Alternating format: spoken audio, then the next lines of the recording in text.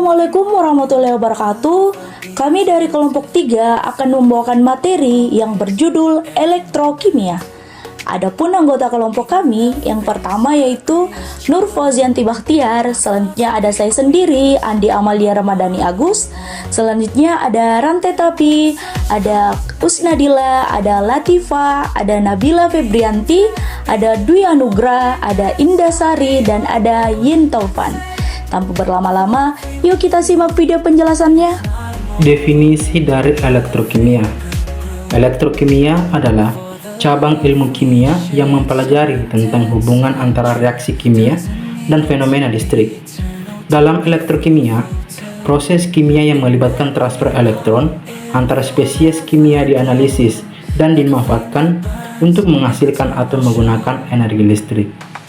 Materi selanjutnya adalah tentang sejarah elektrokimia, di mana sejarah elektrokimia ini dimulai pada akhir abad ke-18 dengan percobaan yang dilakukan oleh Luigi Galvani yang mengamati gerakan otot katak setelah menyentuh logam berbeda. Kemudian dilanjutkan oleh Alessandro Volta yang menciptakan tumpukan volta, baterai listrik modern pertama pada tahun 1800. Adapun tokoh-tokoh penting pada sejarah elektrokimia ini yang pertama Luigi Galvani, yaitu ahli anatomi Italia yang melakukan percobaan pertama tentang listrik hewan. Alessandro Volta, penemu tumpukan volta baterai listrik pertama. Michael Faraday, penemu hukum elektrolisis dan pendiri elektrokimia modern. Dan Gaston Valente, yaitu penemu sel asam timbal, pendahulu baterai mobil. Selanjutnya itu Waldemar Duquesne, penemu baterai nikel, dan Rudolf Marcus, ahli kimia teoritis yang memenangkan hadiah Nobel kimia untuk teorinya tentang transfer elektron. Setelah itu, elektrokimia telah berkembang pesat dari pengamatan awal tentang gaya otot katak menjadi bidang ilmu pengetahuan yang kompleks dan penting untuk memainkan peran kunci dalam berbagai industri dan teknologi modern. Selanjutnya itu prinsip dasar dari elektrokimia. Prinsip dasar dari elektrokimia itu terbagi menjadi 3. Yang pertama yaitu reaksi redoks atau reduksi oksidasi. Reaksi elektrokimia seringkali melibatkan reaksi redoks, di mana terjadi transfer elektron antara spesies kimia. Dalam reaksi ini, satu zat yang mengalami oksidasi atau kehilangan elektron dan zat lainnya mengalami reduksi atau mendapatkan elektron. Yang kedua yaitu hukum Faraday, di mana hukum Faraday pertama, jumlah zat yang diendapkan atau dihasilkan dalam elektrolisis sebanding dengan jumlah muatan yang digunakan. Secara sistematis dinyatakan sebagai Q sama dengan N per V, di mana Q adalah muatan listrik dan N adalah jumlah mol zat yang diendapkan dan F adalah konstantan Faraday. Hukum Faraday kedua yaitu jumlah zat yang diendapkan sebanding dengan valensi ion yang terlibat dalam reaksi. Yang ketiga yaitu potensi elektron. Potensi elektrod adalah ukuran kecenderungan suatu elektron untuk mengalami reaksi redoks. Potensi ini diukur dalam volt dan dapat digunakan untuk memprediksi arah reaksi dalam sel elektrokimia. Adapun prinsip dasar elektrokimia, yang pertama ada elektrolit, di mana elektrolit adalah zat yang dapat menghantarkan listrik ketika terlarut dalam air atau dalam keadaan cair. Elektrolit terdisosiasi menjadi ion yang memungkinkan arus listrik mengalir. Yang kedua ada keseimbangan elektrokimia, di mana dalam sel elektrokimia reaksi kimia mencapai keseimbangan, di mana laju reaksi maju sama dengan laju reaksi balik. Keseimbangan ini dapat dipengaruhi oleh konsentrasi, suhu, dan tekanan.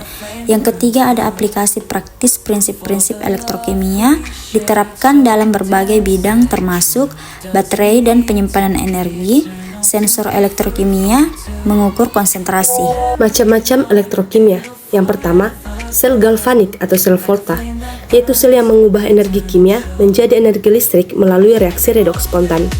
Yang kedua, sel elektrolitik, yaitu sel yang menggunakan energi listrik untuk memicu reaksi kimia non-spontan.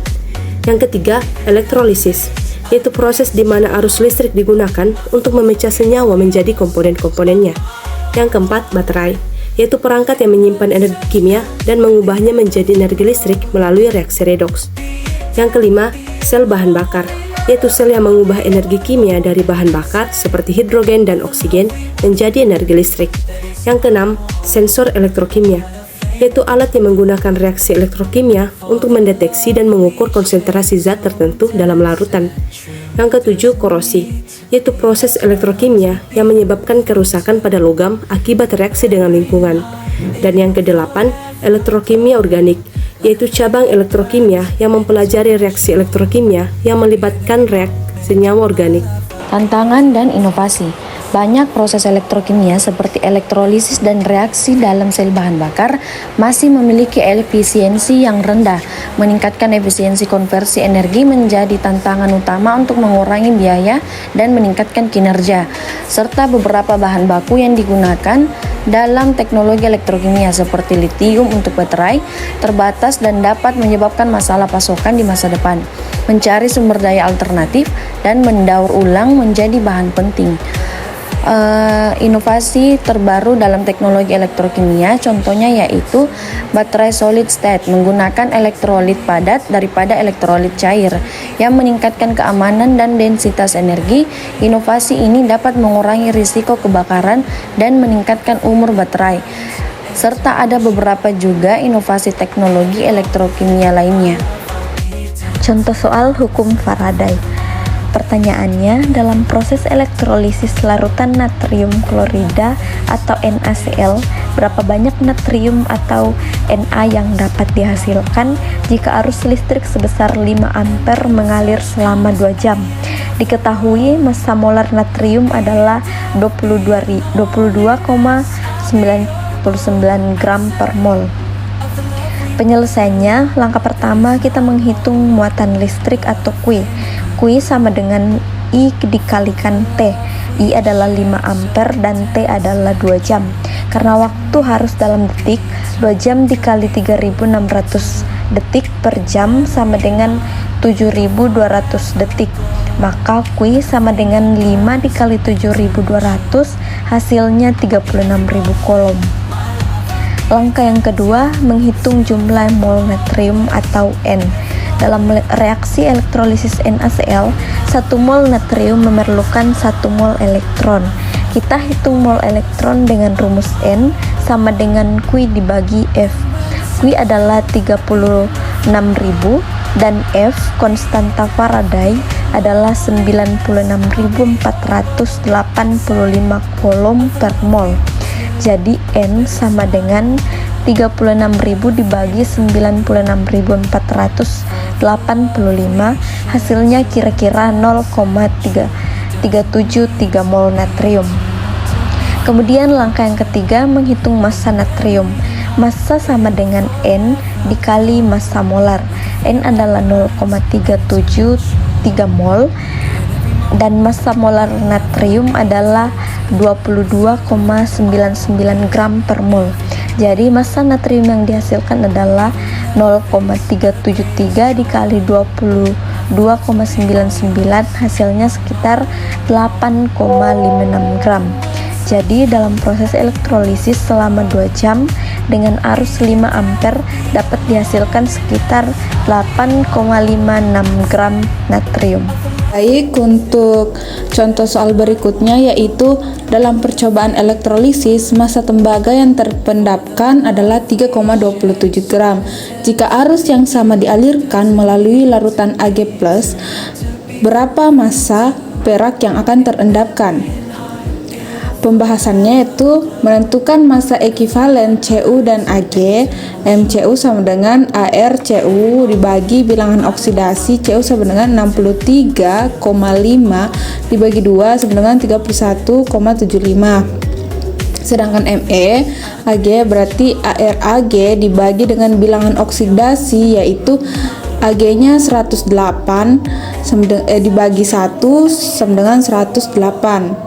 Nah, untuk mencari pembandingan massa Cu dan Ag, massa perbandingan yaitu MECu dibagi dengan MEAg. Berarti kita membagikan 31,75 tadi dibagi dengan 108 yang menghasilkan 0,293. Untuk mencari massa Ag berbanding dengan massa Cu, maka kita membagi 3,27 dibagi dengan 0,293, berarti hasilnya yaitu 11,16 gram. Nah, itulah tadi penjelasan dari para pemateri dari kelompok kami, yaitu kelompok 3. Adapun kesimpulannya, secara keseluruhan, elektrokimia adalah bidang yang dinamis dan terus berkembang dengan potensi untuk memberikan solusi inovatif terhadap tantangan energi dan lingkungan global. Pemahaman yang mendalam tentang prinsip-prinsip elektrokimia dan kemajuan teknologi akan menjadi kunci untuk pengembangan sistem yang lebih efisien dan berkelanjutan di masa depan. Baiklah, itu saja yang bisa kami sampaikan. Kurang dan lebihnya mohon dimaafkan. Wabillahi taufiq wal hidayah. Assalamualaikum warahmatullahi wabarakatuh.